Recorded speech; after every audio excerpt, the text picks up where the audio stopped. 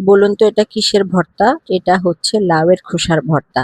প্রথমে লাউয়ের খোসা, রসুন, কাঁচামরিচ, অল্প লবণ ও চাপা শুটকি দিয়ে হালকা সিদ্ধ করে পানি শুকনা শুকনা করে শিলপাটায় বেটে নেব। যে কোনো ভর্তা বেটে নিলে তার স্বাদ বহুগুণ বেড়ে যায়। এই যে আমার বাটাটা সম্পূর্ণ হয়ে গেছে। আমি একবারে মিহি করে বেটে নিয়েছি। এখন চলে যাব পরবর্তী স্টেপে। প্রথমে চুলায় তেল গরম করে দিয়ে দিব বেশ কিছু কাটা পেঁয়াজ। পেঁয়াজগুলো একটু লাল লাল করে ভেজে নেব। যখন ভাজা হয়ে যাবে তখন দিয়ে দিব অল্প হলুদ ও মরিচের গুঁড়ো। ভালো মতো মিশিয়ে নিব। তারপর অ্যাড করব স্বাদ মতো লবণ। সবকিছু দেওয়া হয়ে গেলে মিশিয়ে দিয়ে দিব আমাদের বেটে রাখা লাউয়ের খোসা, শুটকি, রসুন ও কাঁচামরিচের যে মিশ্রণটা আছে।